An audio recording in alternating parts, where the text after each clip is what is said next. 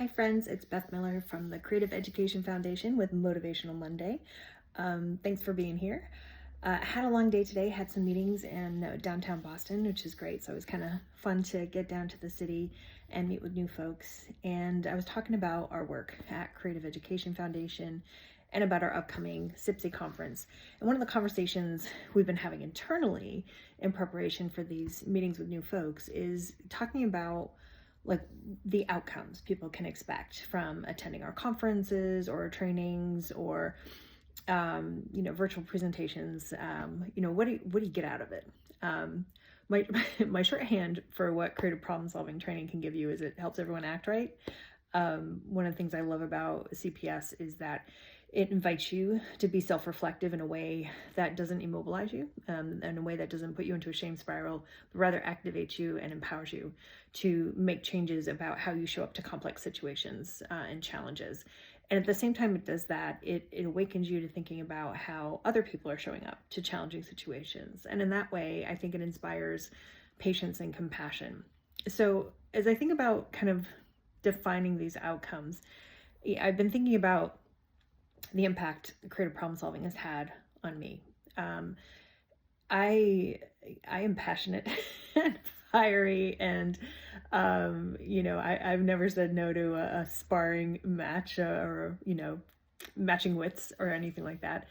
And I'm righteous, and these things can be great in the nonprofit sector, and then it can be troublesome sometimes.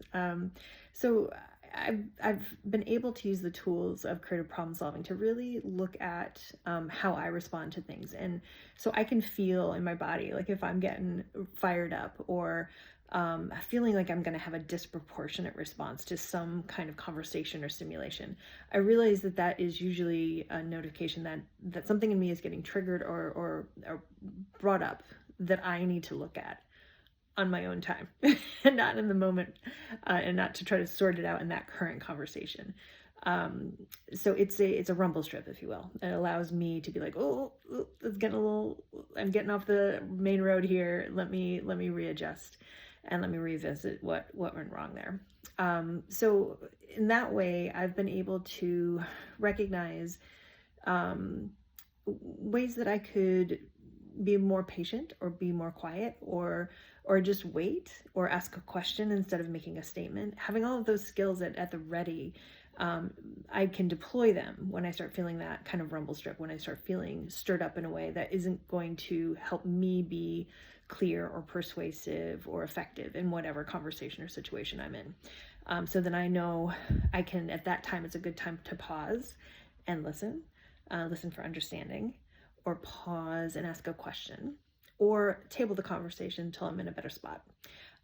This has had tons of positive impact, both in my life as a leader, but also as a friend, as a wife, as a daughter, as a sister, as an auntie.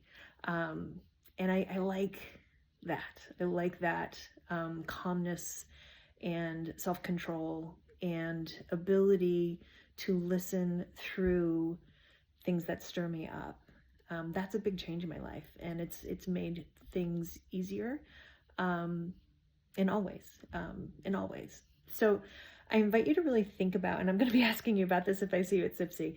I want you to really think about the things that you learn at CPSI or in one of our programs. Like, how are you really using it, and how has it changed how you show up? And what is that specifically? I want you to try to name that. These are your outcomes. This is what you get out of it.